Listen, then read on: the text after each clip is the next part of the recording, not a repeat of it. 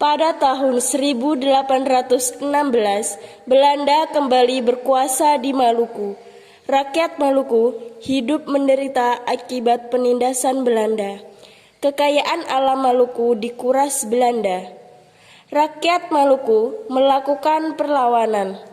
Sebelum melakukan perlawanan, rakyat Maluku berkumpul dan melakukan rapat rahasia di hutan Saparua. Hei para Maluku, apa kalian ingin diperlakukan seperti ini selamanya dengan rakyat Belanda seenaknya? Pastinya kami semua tidak ingin diperlakukan seenaknya oleh tentara Belanda. Sudah, jangan hanya ribut saja. Itu tidak akan memecahkan masalah yang sedang kita hadapi. Akhirnya, untuk menghadapi masalah yang sedang terjadi, mereka semua mengadakan rapat rahasia dan yang terpilih menjadi pemimpin adalah Thomas Matulesi.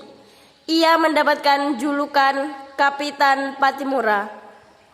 Penyerbuan pertama terjadi pada tanggal 15 Mei 1817. Patimura, bagaimana jika kita menerapkan pos-pos Belanda? Baik, saya setuju. Kita akan menyerang pos-pos Belanda bersama rakyat Maluku pada tanggal 15 Mei. Patimura, saya akan mempersiapkan peralatan dan senjata untuk persiapan besok. Kapitan Patimura menyerang pos Belanda. Pada penyerangan tersebut, berhasil menangkap Residen van den Berg dan keluarganya. Namun, residen tersebut dibebaskan dan diperbolehkan kembali ke benteng. Patimura, lepaskan saya. Baik, kali ini saya akan memaafkan kalian. Tetapi ingat, jika kamu membuat ulang lagi terhadap masyarakat Maluku, saya tidak akan memaafkan. Baik Kapten, saya tidak akan janji. Patimura, kenapa kau lepaskan mereka? Tenang saja, ini baru awal. Besok kita akan menyerang benteng Houston. Penyerbuan kedua pada tanggal 16 Mei 1817, pasukan Kapitan Patimura menyerang benteng Drusted. Benteng dapat dikuasai dan semua tentara Belanda ditangkap termasuk Residen van den Berg. Istri dan kedua anaknya tewas. Merdeka, kita berhasil, kita menang, kita menang. Ya, benar. Sekarang kita telah menguasai benteng ini. Pada tanggal 20 Mei 1817, tibalah pasukan Belanda tiba di Saparua yang dipimpin Mayor Bedjes, berusaha merebut kembali benteng Drusted. Apa? Pasukan Belanda yang dipimpin Mayor Bedjes datang? Benar, Patimura. Mereka datang ingin merebut kembali benteng Drusted. Datanglah tentara Belanda yang dipimpin oleh Mayor Bedjes.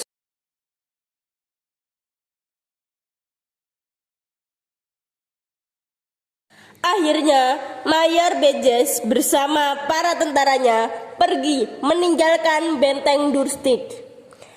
Keesokan harinya, dengan rasa marah, Mayor Bedjes berusaha merebut kembali benteng Drusted. Kapitan Patimura melakukan perlawanan. Pasukan Belanda dapat dihancurkan dan Mayor Bedjes mati tertembak. Selama 3 bulan, benteng itu dikuasai Kapten Patimura. Kita dapat menguasai lagi benteng ini. Merdeka, merdeka. Patimura, maukah Anda memberikan benteng ini kepada kami dan kami akan memberikan 5 keping emas? Saya sudah pernah katakan kepada Anda, saya tidak akan memberikan benteng ini walaupun Anda memberikan 5 atau 10 keping emas. Perundingan dengan Kapitan Patimura tidak berhasil, sehingga peperangan terus berkobar. Belanda terus-menerus menembaki daerah pertahanan Patimura dengan meriam. Semua keluar! Benteng ini harus segera kita kosongkan. Kita mundur. Pattimura mundur. Akhirnya, Belanda dapat menguasai benteng Dordrecht. Serangan Belanda tersebut menyebabkan pasukan Pattimura semakin terdesak. Banyak daerah yang jatuh ke tangan Belanda. Para pemimpinnya juga banyak yang tertangkap, yaitu Anton Ribok, Thomas Patiwail, dan Lukas Latumahina. Pattimura sendiri akhirnya tertangkap di Siri-Seri yang kemudian dibawa ke Saparua. Semuanya, bawa Pattimura ke Saparua.